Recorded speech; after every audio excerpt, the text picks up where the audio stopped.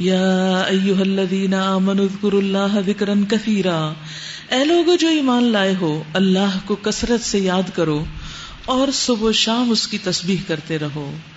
آپ دیکھ رہے ہیں قرآن مجید میں کس کثرت کے ساتھ ذکر کے بارے میں آتا ہے، کیونکہ نماز بھی اللہ کے ذکر کے لیے، پھر الگ سے بھی کہا وَلَذِکْرُ اللَّہِ اکبر، اور پھر تسبیحات کا ذکر، اور پھر اللہ کی بڑائی بیان کرنے کا ذکر، وَكَبِّرْهُ تَكْبِيرًا، اور یہاں پھر اللہ کی تسبیح بیان کرنے کا ذکر. یہاں خاص طور پر ذکر کثیر کی بات کی گئی اور تسبیح کی بات کی گئی، یعنی تھوڑا ذکر نہیں، زیادہ کیا کرو.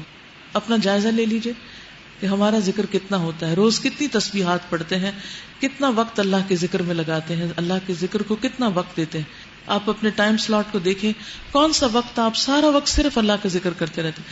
اس میں یاد رکھیے کہ بہترین وقت ٹریولنگ کا ٹائم ہوتا ہے، جب آپ یہاں سے گھر جا رہے ہوتے ہیں.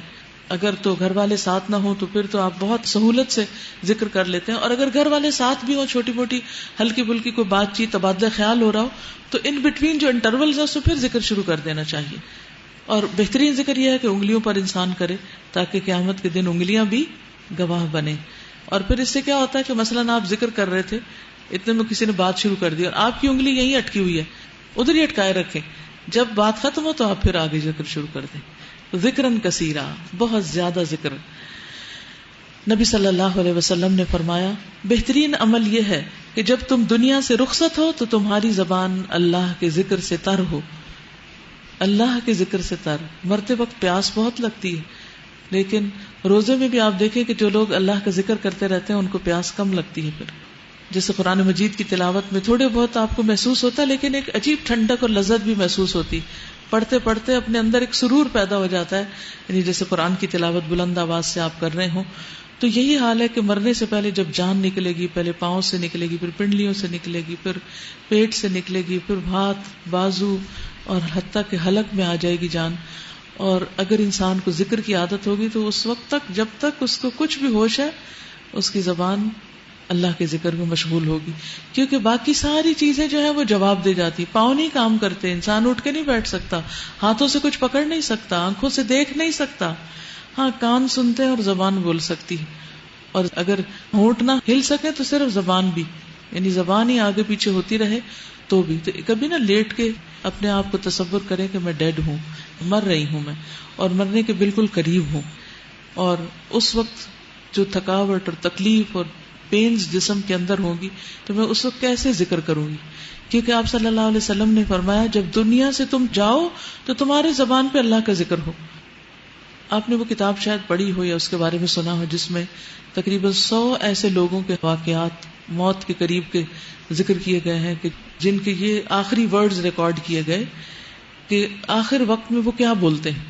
کوئی بیٹے کو پکارتا ہے، کوئی گانا گا رہا ہے، کوئی میچ کے اوپر تبصرہ کر رہا ہے، اتنے سکور ہو گئے، اتنے سکور ہو گئے، کوئی اور اسی طرح کی باتیں کر رہا ہے. تو ہر شخص وہ باتیں کر رہا تھا جو وہ زندگی بھر کرتا تھا، جو زندگی میں سب سے زیادہ اس کو پسند تھی، وہ موت کے وقت کر رہا تھا. تو ہمیں اگر زندگی میں عام دنوں میں ہمیں ذکر زیادہ کی عادت ہوگی تو انشاءاللہ مرتے وقت بھی خود بخود آٹومیٹیکلی زبان پر اللہ کا ذکر آ جائے گا. رسول اللہ صلی اللہ علیہ وسلم کثرت کے ساتھ یہ کلمات پڑھتے تھے، سبحان اللہ و بحمدہ، استغفر اللہ و اتوب الیہ. پھر اسی طرح آپ دیکھیے کہ صبح اور شام زیادہ ذکر کرنے کی اہمیت ہے. سارا دن بھی کرو لیکن صبح اور شام کا ذکر یہاں کیا گیا. سبحوہ بکرۃ و اصیلا.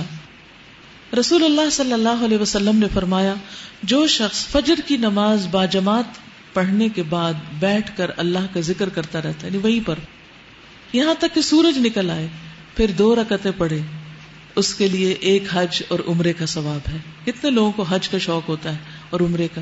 سب کو. تو یہ روز حج عمرہ کیا گیا، ٹھیک ہے. یعنی جو شخص فجر پڑھ کے بیٹھا رہے تو کیا کرے؟ بیٹھ کے قرآن کی تلاوت شروع کر دے، اتنی دیر کرتا رہے جب تک کہ سورج نکل آئے. سورج نکلنے کے 10-12 منٹ کے بعد کیا ہوتا ہے؟ اشراق کا وقت ہو جاتا ہے. 2 رکعت پڑھے اور پھر مصلی سے اٹھے تو حج اور عمرے کا ثواب. آپ صلی اللہ علیہ وسلم نے 3 بار یہ بات دہرائی، 3 بار فرمایا پورا پورا پورا پورا حج عمرے کا ثواب، پورا حج عمرے کا ثواب، پورا حج عمرے کا ثواب. پھر اسی طرح سبحان اللہ بکرۃ و اصیلا کہنے کا بھی بہت اجر ہے، کیونکہ اس میں بکرۃ و اصیلا کا ذکر آیا ہے. ابن عمر فرماتے ہیں کہ ہم رسول اللہ صلی اللہ علیہ وسلم کے ساتھ نماز پڑھ رہے تھے کہ لوگوں میں سے ایک آدمی نے کہا اللہ اکبر کبیرا والحمد للہ کثیرا وسبحان اللہ بکرۃ واصیلا. رسول اللہ صلی اللہ علیہ وسلم نے فرمایا اس طرح کے کلمات کہنے والا کون ہے، یعنی کس کے منہ سے یہ الفاظ نکلے ہیں؟ تو ایک آدمی نے عرض کیا کہ اللہ کے رسول صلی اللہ علیہ وسلم وہ میں ہوں. آپ نے فرمایا مجھے تعجب ہوا اس لیے کہ آسمان کے دروازے کھولے گئے، اس ذکر کے لیے آسمان کے دروازے کھولے گئے. ابن عمر کہتے ہیں میں نے پھر اس کے بعد کبھی ان کلمات کو چھوڑا ہی نہیں. تو آپ کیا کر سکتے ہیں، اللہ اکبر کر کے اللہ اکبر کبیرہ والحمد للہ کثیرہ وسبحان اللہ بکرۃ واصیلا، اس سے نماز کا آغاز کریں. تو آپ دیکھیں ایک دم آپ اچھا بھی فیل کرنا شروع کر دیں گے، آپ کے اندر لگنے لگے کہ جیسے کوئی انرجی آ گئی ہے. اور کچھ مشکل نہیں، اللہ اکبر تو پہلے سے آتا ہے، صرف کبیرہ کا ذکر کرنا ہے. والحمد للہ تو پہلے سے آتا ہے، کثیرہ ذکر کر دینا. وسبحان اللہ پہلے سے آتا ہے، بکرۃ واصیلا یاد ہو گیا، بس کچھ مشکل نہیں.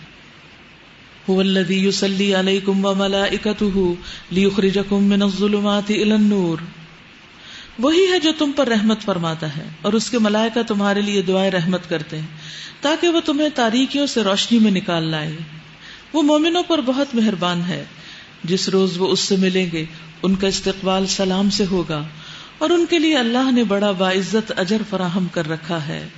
اے نبی صلی اللہ علیہ وسلم، ہم نے آپ کو بھیجا ہے گواہ بنا کر، بشارت دینے والا اور ڈرانے والا بنا کر، اور اللہ کی اجازت سے اس کی طرف دعوت دینے والا بنا کر، یعنی داعی الی اللہ، وسراجا منیرا، اور روشن چراغ بنا کر. یہ نبی صلی اللہ علیہ وسلم کی مختلف حیثیتیں ہیں جو یہاں بیان کی گئی ہیں. بشارت دے دو ان لوگوں کو جو تم میں ایمان لائے ہیں، ان کے لیے اللہ کی طرف سے بڑا فضل ہے، اور ہرگز نہ دبو کفار و منافقین سے، کوئی پرواہ نہ کرو ان کی اذیت رسانی کی، اور بھروسہ کر لو اللہ پر، اللہ ہی اس کے لیے کافی ہے کہ آدمی اپنے معاملات اس کے سپرد کر دے. سبحان اللہ. نبی صلی اللہ علیہ وسلم اور اس کے بعد بھی امت میں جو لوگ حق کی طرف بلاتے ہیں، لوگوں کو خیر کا پیغام دیتے ہیں، لازماً لوگ ان کی مخالفت کرتے ہیں اور ان کے ساتھ تکلیف دہ معاملات بھی کرتے ہیں. لیکن ایسے میں انسان حق بات کہنا نہ چھوڑے، حق پہنچانا نہ چھوڑے.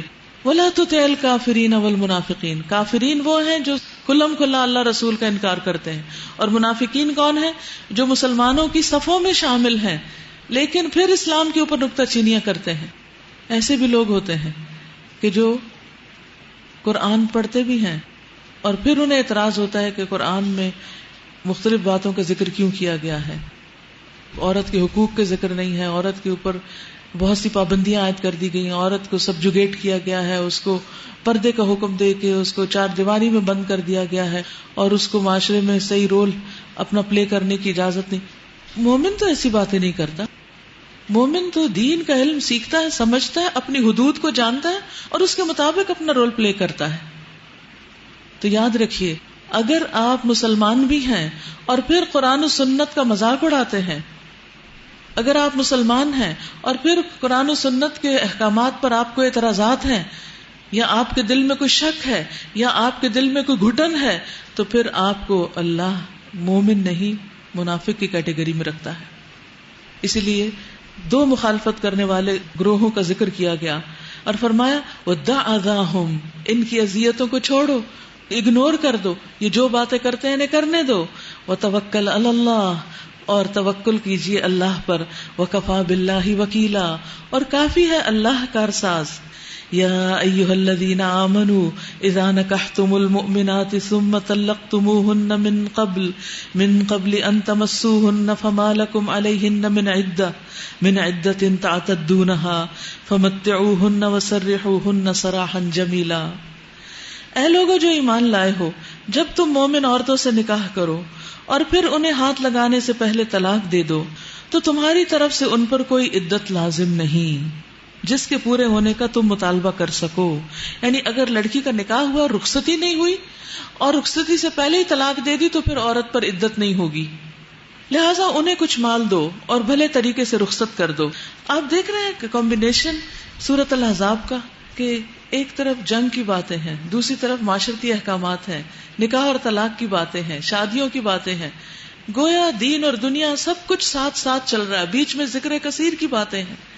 ہم کیا سمجھتے ہیں کہ دین پہ عمل کب ہوگا؟ جب ہم سب کچھ چھوڑ کے گوشے میں بیٹھ جائیں گے وہ ہمارا دین ہے، پھر وہاں سے نکل کے سب ادھر ہی چھوڑ کے بند کر کے لاک کر کے اس کو دنیا میں نکل آئیں گے اور اس میں سراسر اپنی مرضی کریں گے. نہیں، یہ دین نہیں ہے. اسلام ایسا دین ہے جس میں دین اور دنیا ہینڈ ان ہینڈ، ساتھ ساتھ بالکل برابر میں چلتے ہیں. دنیا میں جو کچھ ہم کرتے ہیں وہ سب دین بن جاتا ہے اگر ہم اللہ کی مرضی کے مطابق کرتے ہیں. اور دوسری بڑی اہم بات جو مجھے سورۃ الاحزاب پڑھ کے ہمیشہ محسوس ہوتی ہے کہ زندگی مسلسل جد و جہد کا نام ہے. کبھی ایک بکھیڑا ہے، کبھی اس سے نکلتے تو دوسرا ہے، اس سے نکلتے تو تیسرا ہے، چوتھا ہے. جو راستے میں آتا چلا جائے کرتے چلے جاؤ، اپنے فرائض پورے کرتے چلے جاؤ. کسی بہت اچھے وقت کے انتظار میں مت بیٹھو، کیونکہ اگر وہ جو پنجابی میں کہتے ہیں نا سوچی پیا تو بندہ گیا، یعنی اگر سوچتے رہ گئے کہ اچھا اب کروں کہ کب کروں، کروں کہ نہ کروں، تو پھر کیا، پھر گئے تم، پھر کچھ نہیں ہوگا. تو آپ سب بھی اپنے لیے رکھیں، کچھ نہ سوچیں اچھا ابھی تو رمضان ہے، اچھا یہ کام رمضان کے بعد، یہ کام رمضان کے بعد، جو ہو سکتا ہے وہ ابھی کر لیں، اور جو رمضان کے بعد ہونے کا ہوگا پھر وہ وہاں کر لیں گے. ظاہر ہے کہ اب اس مہینے میں آپ پارٹی تو نہیں دن کے 2 بجے رکھ سکتے، تو اس میں یہ ہے کہ کچھ کام تو واقعی رمضان کے بعد کرنے کے ہوتے ہیں، لیکن کچھ تو رمضان کے اندر ہی کرنے ہیں. اور پھر آپ دیکھیے کہ جنگ بدر جو ہے وہ رمضان کے اندر ہوئی، نہیں جس وقت جب کال آ جائے، جب آپ آن ڈیوٹی ہوں، جو بھی سامنے آئے، جس طرح کی بھی ذمہ داری آئے اس کو کرتے چلے جائیں.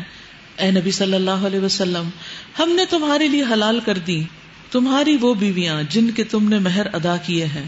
یہاں پر نبی صلی اللہ علیہ وسلم کی زیادہ شادیوں کا ذکر ہے، کیونکہ نان مسلم اس کو بہت بڑا ایشو بنا لیتے ہیں اور ان کے جھوٹے پروپیگنڈے سے متاثر ہو کے خود مسلمان بھی نبی صلی اللہ علیہ وسلم کی ذات کے بارے میں شک کرنے لگتے ہیں اور بددل ہونے لگتے ہیں. اچھا یہ تھے ہمارے نبی، اتنی شادیاں کر لی، پھر تو بہت خواتین کی زندگی مشکل ہوگی.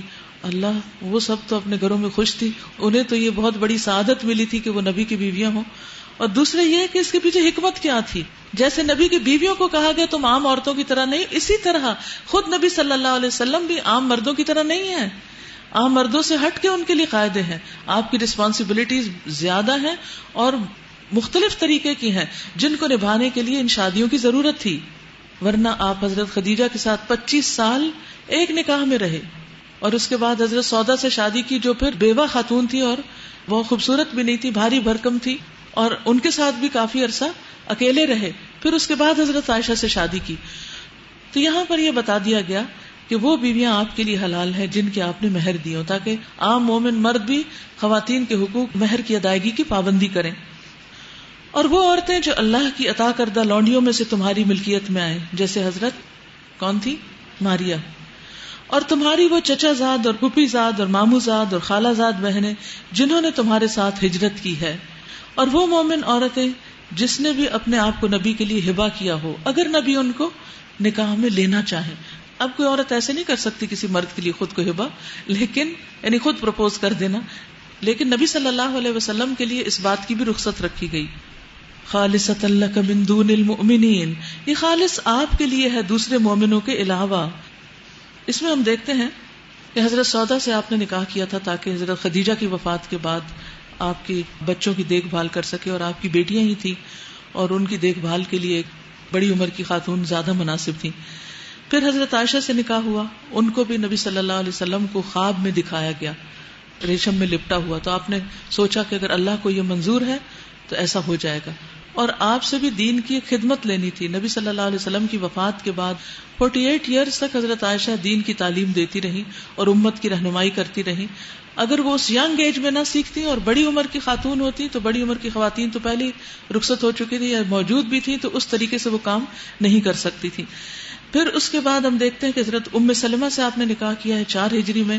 اور ام سلمہ جو ہیں ان کے بھی فتاوی کی تعداد اتنی ہے کہ ابن القیم کہتے ہیں وہ پوری ایک کتاب بن سکتی ہے. وہ بھی بہت پڑھی لکھی اور انتہائی سمجھدار خاتون تھی. صلح حدیبیہ کے موقع پر انہوں نے ہی آپ صلی اللہ علیہ وسلم کو مشورہ دیا تھا کہ آپ اپنا احرام کھول دیں اور بال منڈا دیں تو باقی لوگ بھی آپ کی عملی مثال سے آپ کی پیروی کریں گے.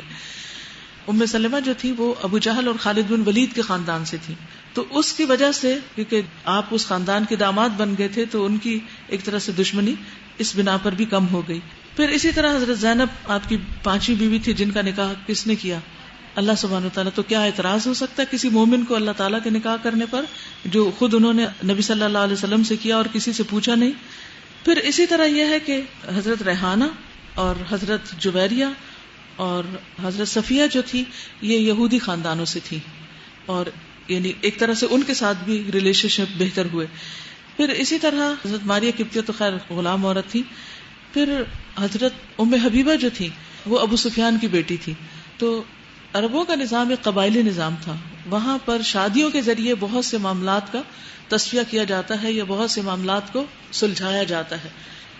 لیکن سب سے بڑی بات یہ ہے کہ یہ سب کچھ اللہ کے حکم سے ہوا اور اللہ سبحانہ تعالیٰ نے اس کی اجازت آپ کو دی. اس لیے جب اللہ تعالیٰ کسی چیز کو جائز اور حلال قرار دے دے تو کسی دوسرے کے دل میں کوئی برا گمان بھی نہیں آنا چاہیے.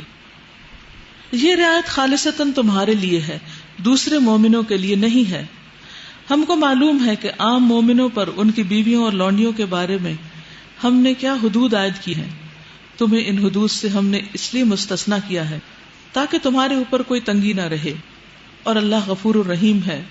تم کو اختیار دیا جاتا ہے کہ اپنی بیویوں میں سے جس کو چاہو اپنے سے الگ رکھو, جسے چاہو اپنے ساتھ رکھو, جسے چاہو الگ رکھنے کے بعد اپنے پاس بلا لو. یعنی آپ سے کسی قسم کا کوئی حساب نہیں لیا جائے گا.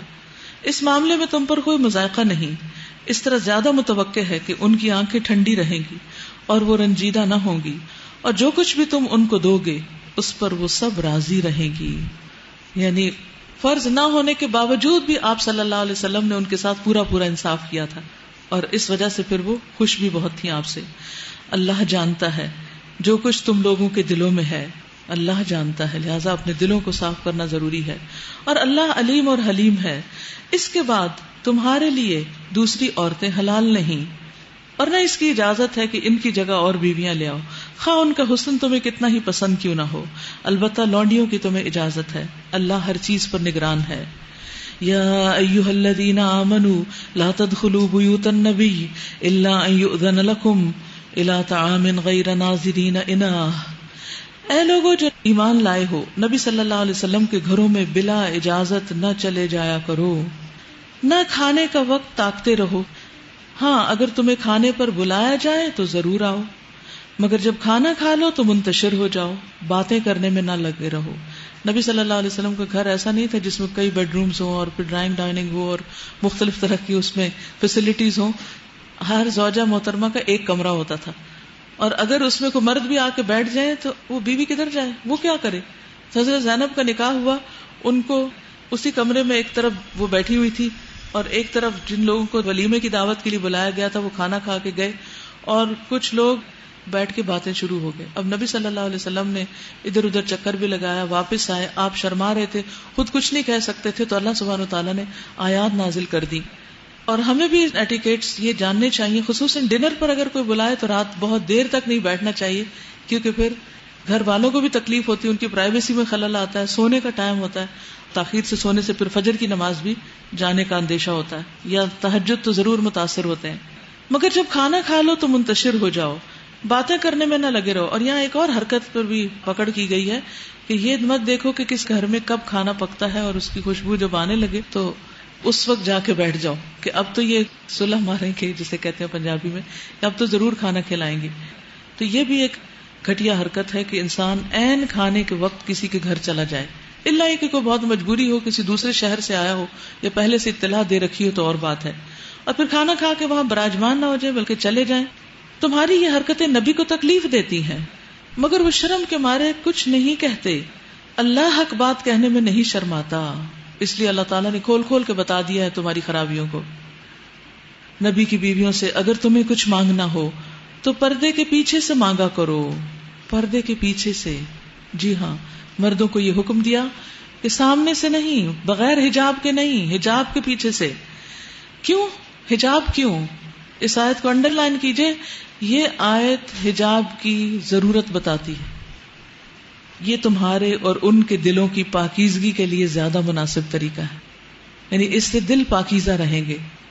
حضرت انس کہتے ہیں کہ میں نبی صلی اللہ علیہ وسلم کا خادم تھا, بغیر اجازت آپ کے گھروں میں آتا جاتا تھا.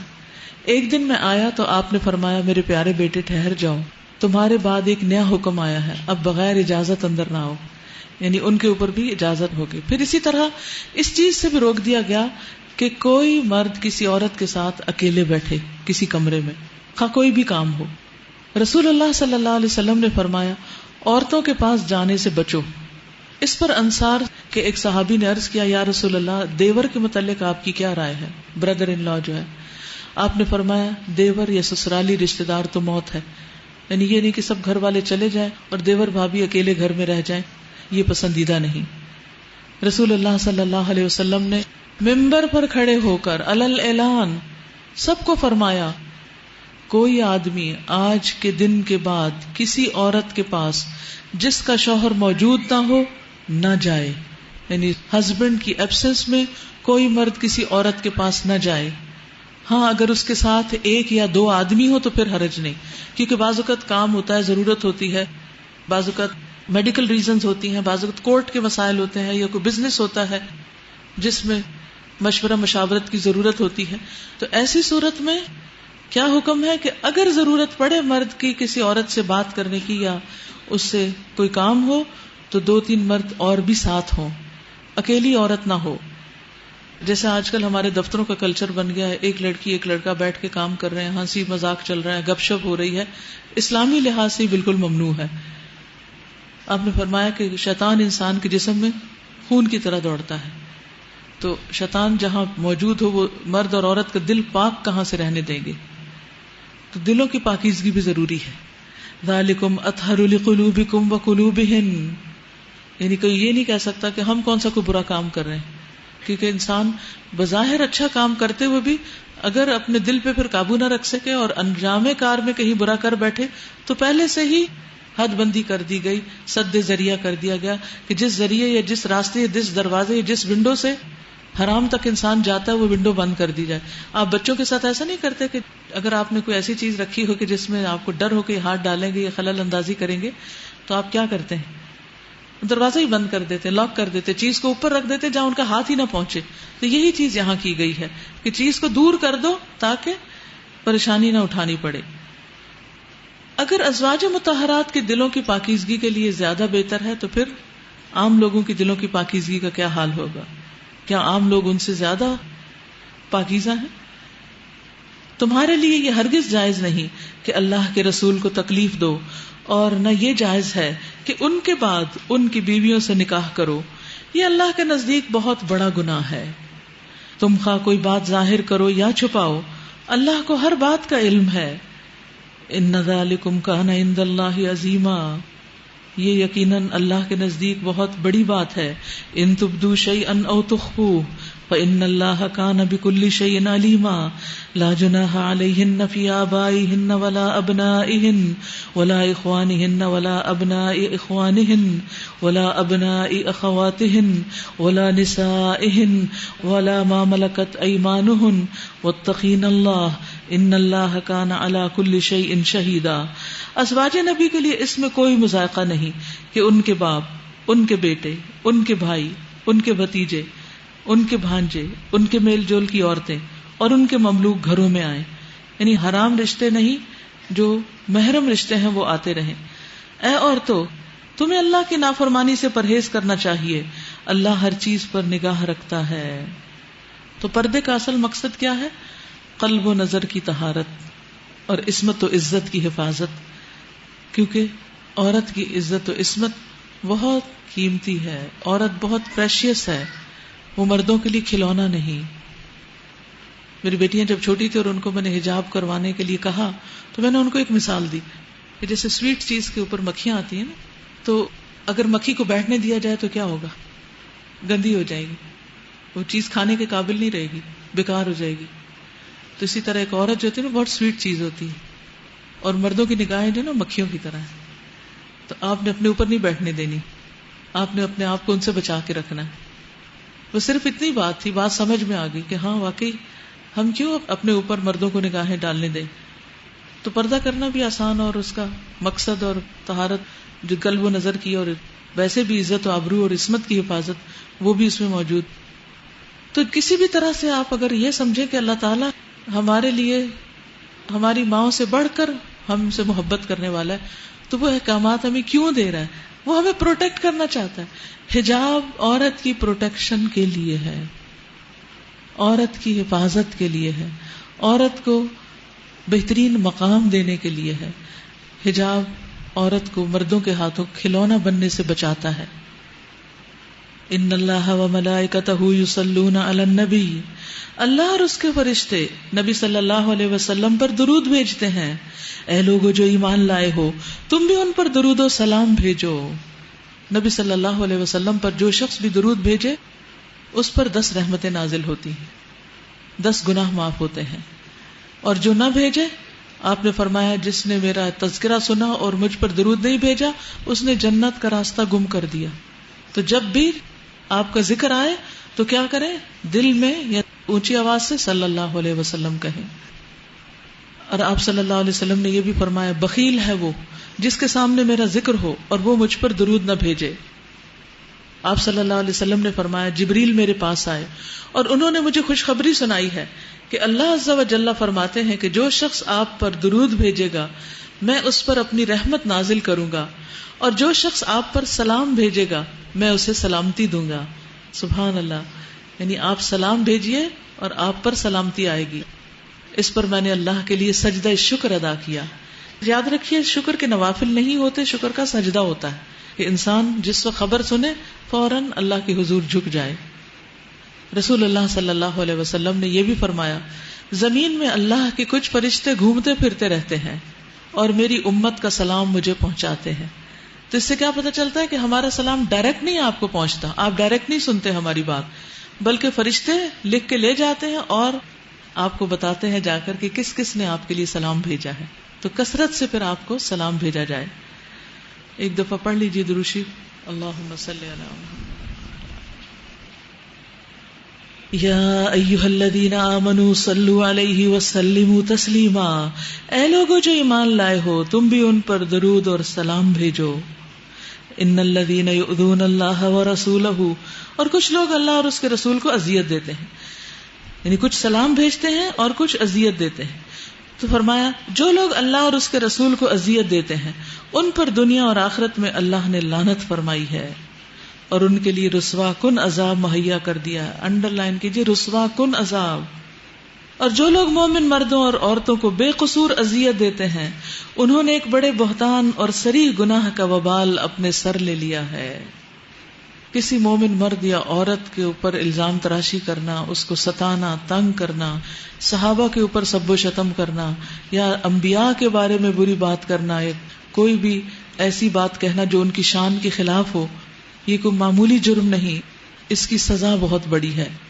یزید بن شجرہ کہتے ہیں کہ جہنم میں کنویں ہیں، ویلز، اور ہر کنویں میں سمندر کی ساحل کی طرح ساحل ہے، یعنی ہر کنویں کے ساتھ کھلی جگہ بھی ہے جس میں کیڑے مکوڑے اور سانپ ہیں، جیسے کہ بختی اونٹ کے، یعنی اونٹ جس کے اوپر ہمپ ہوتی ہے ایکسٹرا، اور اس میں سیاہ خچروں کی طرح، یعنی سیاہ گھوڑوں کی طرح بچھو ہیں۔